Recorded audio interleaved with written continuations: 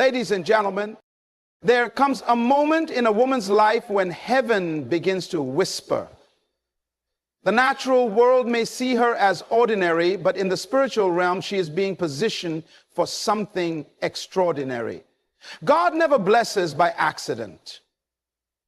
When he prepares to release something significant, something that will shift the atmosphere, the woman he chooses will begin to feel the weight of divine preparation. First, she will find herself alone, not because she is unloved, but because she is being set apart. Isolation is not rejection, it is refinement. God removes the noise so that she can hear the whisper. He cuts off distractions, not to punish her, but to protect the seed of what he is about to birth in her life. This kind of separation is sacred. It is a cocoon before the emergence of purpose. Then a strange restlessness will arise in her soul. She will begin to sense that where she is no longer fits who she is becoming. What used to satisfy her now seems shallow. The job, the people, the routine, none of it feels right anymore. This is not confusion. This is transition. It is the labor pain of destiny. Something is shifting, and her spirit knows it before her mind can process it. Suddenly, doors begin to close, not because she did something wrong, but because God is redirecting her. She prays, she plans, and yet the path seems blocked. But this is divine strategy. Closed doors are often more merciful than open ones because God sees the future. When he shuts one way, it is because he is preserving her for the right one. Don't mourn the door. Thank him for the protection. In this divine disruption, something else awakens, a hunger, a deep thirst for more of God. She begins to crave his word. She seeks his presence, not out of duty, but desperation. She's not chasing platforms or applause. She's chasing alignment. The more she draws near, the more heaven opens up insight and revelation. She is no longer entertained by surface things. She is being recalibrated for kingdom things.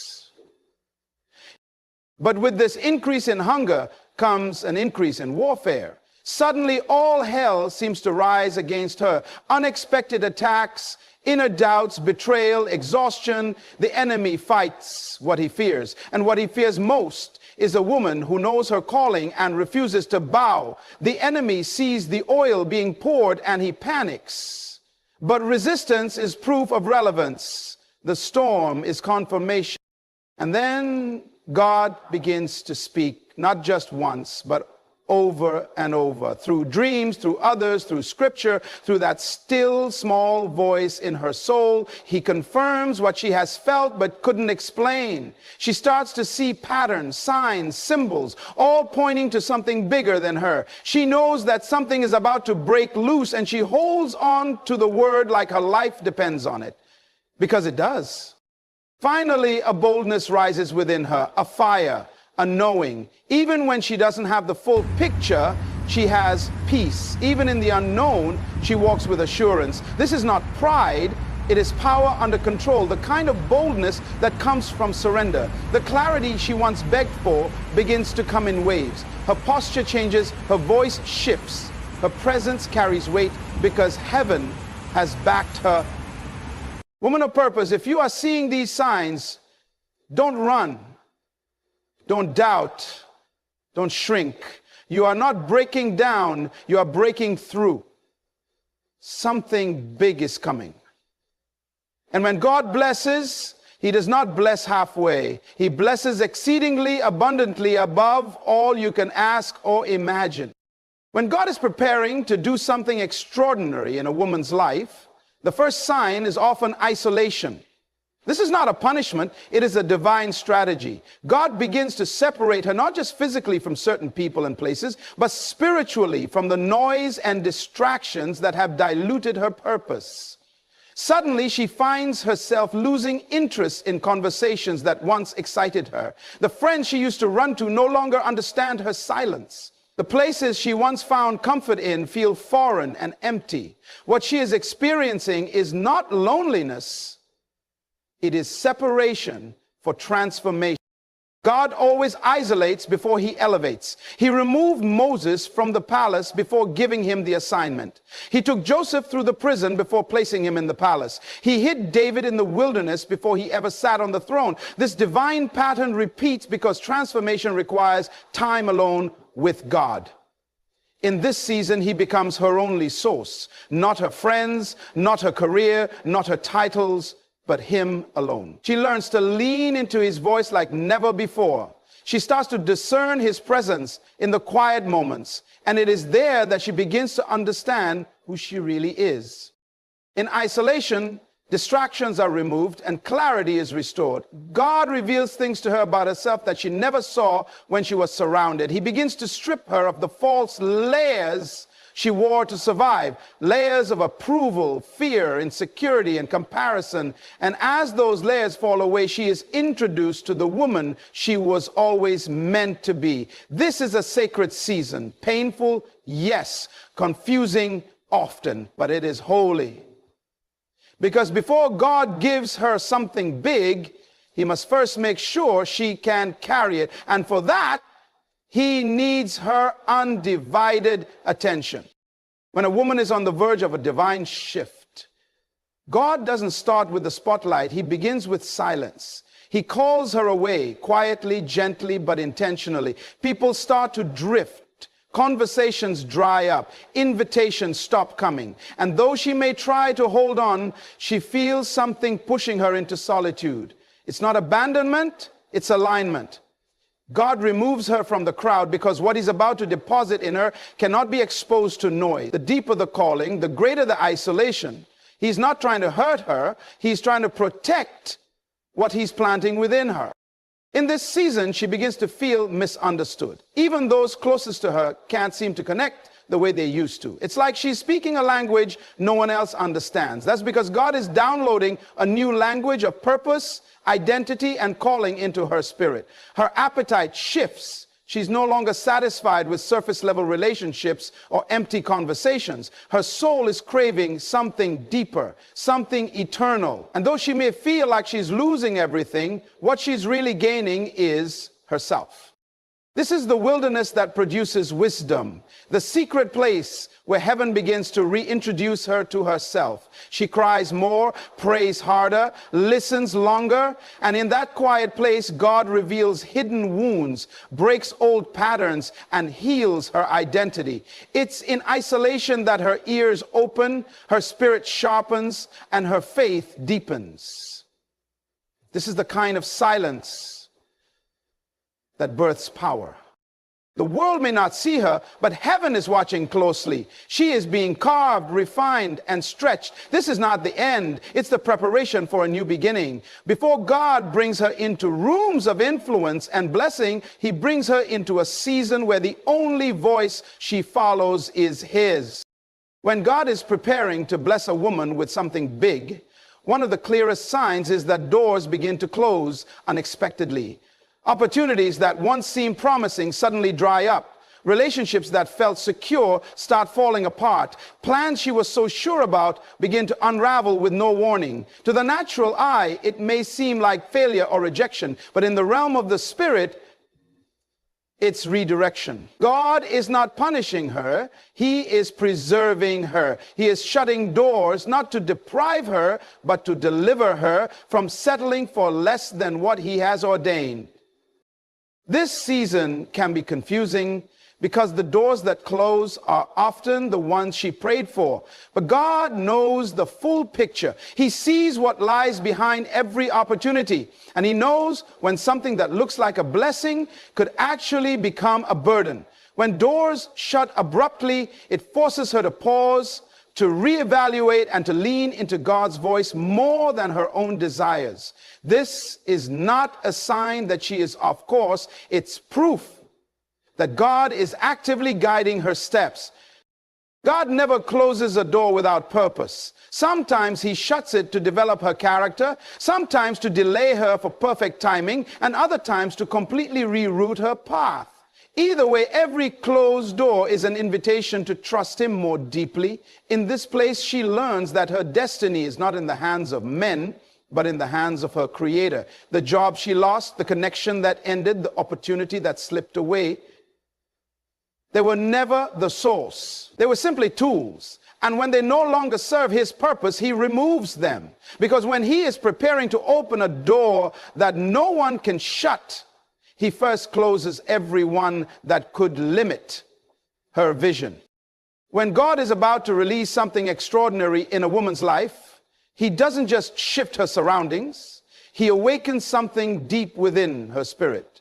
A new hunger for his presence ignites. It's not manufactured or forced. It rises up suddenly, consuming her in a way that even she cannot explain. The things that used to entertain her no longer satisfy.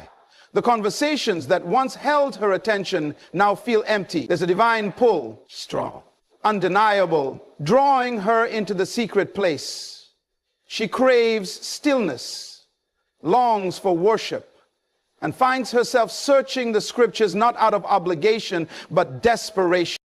This hunger is not ordinary. It is a divine invitation. It is the Spirit of God stirring her to come closer, to go deeper, to walk beyond the veil. And the more she responds, the more he reveals. In this season, she begins to discern the difference between religion and relationship. She no longer chases routine. She chases encounter. It is in this pursuit that she begins to hear God more clearly, sense him more intimately, and see herself more accurately. Her prayer life begins to shift. She's no longer praying just for things. She's praying for alignment, for understanding, for purity of heart. Her tears become her language. Her worship becomes her weapon. She's not looking for platforms. She's seeking presence. This kind of hunger cannot be taught. It must be birthed by God himself. And when it comes, it rearranges everything. This is how God prepares her for what's next. Before the blessing comes, he ensures she is anchored in him, not in outcomes. He deepens her roots so that when the weight of the blessing arrives, it doesn't crush her, it crowns her. Because what's coming isn't just big, it's divine. And only a heart that longs for him will be able to carry it. When a woman is on the edge of a divine breakthrough, the atmosphere around her begins to shift. And so does the resistance. Unusual opposition and spiritual warfare begin to increase, not because she is weak, but because she is becoming dangerous to the kingdom of darkness. The enemy doesn't fight what doesn't threaten him. But when a woman starts moving into alignment with heaven's agenda, when her identity begins to rise, when her hunger for God deepens and her distractions are stripped away, hell takes notice. And it responds with warfare designed to distract, discourage, and derail her. Attacks come from unexpected places. People she trusted begin to turn. Emotions become unpredictable. Thoughts she thought she had conquered resurface with intensity. Her sleep is disturbed. Her peace feels attacked. Her progress feels slowed. But none of this is random. It's strategic. It is the enemy sensing that something powerful is about to be birthed through her life. And like Pharaoh trying to destroy the deliverer before Moses was grown, the enemy launches an assault before the manifestation arrives. But here's the truth. Spiritual warfare is not a sign of defeat. It is often the greatest confirmation that she is exactly where she needs to be. The pressure is proof of purpose. The intensity is a sign of the impact she's about to make. And though the battle may rage around her, she is not fighting alone. Heaven has already gone before her. The angels have been assigned. The Spirit of God within her is greater than anything that comes against her. This warfare is not to destroy her. It is to develop her. It is strengthening her discernment, sharpening her prayer life, anchoring her faith, and preparing her for the weight of the glory she's about to carry. What the enemy meant for harm, God is using for promotion. Because a woman who overcomes the fire cannot be stopped when she steps into the promise. When God is preparing to release something significant into a woman's life, he doesn't leave her without guidance. He begins to send prophetic confirmation, not just once, but repeatedly, through unexpected people, through sermons, through dreams, through scriptures that seem to leap off the page. God begins to echo his intentions until her spirit can no longer deny it. These confirmations are not coincidences. They are divine signals. It is God's way of saying, I'm speaking and I want you to pay attention. She might be in a season of uncertainty, questioning the direction of her life, unsure if what she feels in her heart is truly from God. Then suddenly, someone speaks a word that mirrors her private prayers. A message finds her at the exact moment she needs it. A dream aligns with the vision she's been hiding inside. This repetition is not random, it is intentional. God knows that when the weight of destiny is heavy, the mind can be clouded by fear, and so he speaks over and over to bring clarity and courage. Each confirmation becomes a thread in the tapestry of her faith. The more she hears it, the more her confidence grows. She begins to recognize the voice behind the voice. It's not the person speaking, it's God using vessels to remind her that she's not making this up. He's revealing pieces of the picture before he unveils the full masterpiece. And with each word, each sign, each prompting, her spirit begins to align more boldly with his will.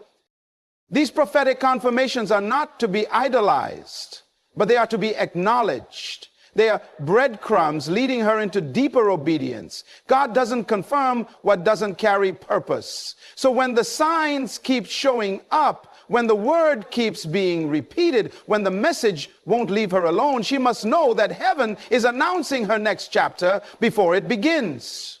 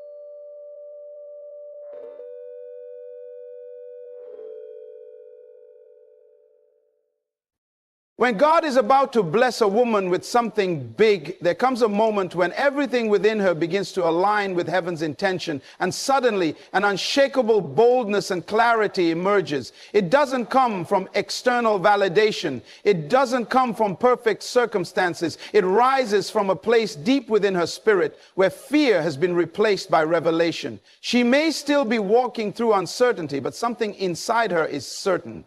She doesn't have all the answers, but she has the assurance, and that assurance gives birth to a quiet strength that cannot be shaken. This boldness is not arrogance, it is authority. It is the result of submission, surrender, and silence before God. It is what happens when a woman has wrestled in prayer, wept in worship, and warred in the spirit, and come out on the other side with vision. She starts to speak differently, walk differently, and make decisions with conviction. She no longer second guesses her worth or her calling. The opinions of others lose their power because she has heard the voice of her Father, and that voice has settled her soul. With this clarity comes focus. Distractions lose their grip. She stops chasing what isn't aligned. She stops explaining herself to people who were never assigned to understand her. She begins to build, create, move, and act because she finally sees what God has been showing her all along. She no longer waits for perfect conditions. She steps out in faith because she knows the ground beneath her feet is. This is the moment where heaven's preparation meets her obedience. Her courage isn't loud, but it's unmovable. Her decisions are no longer based on fear, but on purpose. And once a woman reaches this place, no storm, no critic, no delay can stop what God is about to release through her life.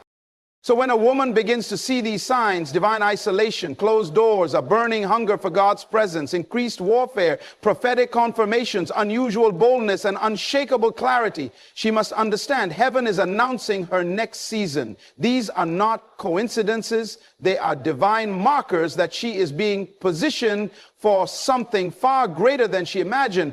God is not just preparing a blessing for her, He is preparing her for the blessing. And when He blesses, He does not bless halfway. He blesses.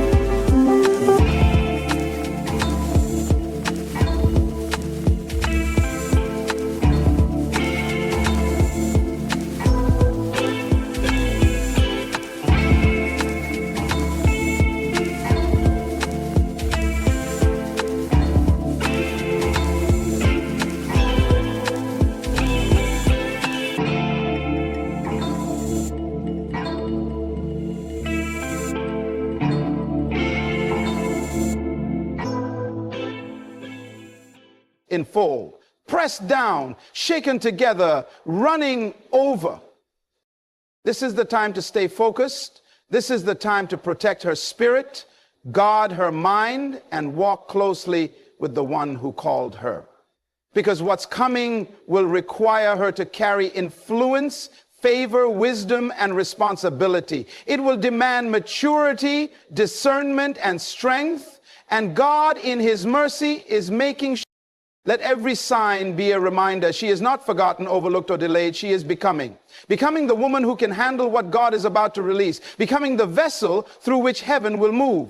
And when the time is right, when the process has done its work, when her heart is aligned with his, God will reveal what he's been working on all along.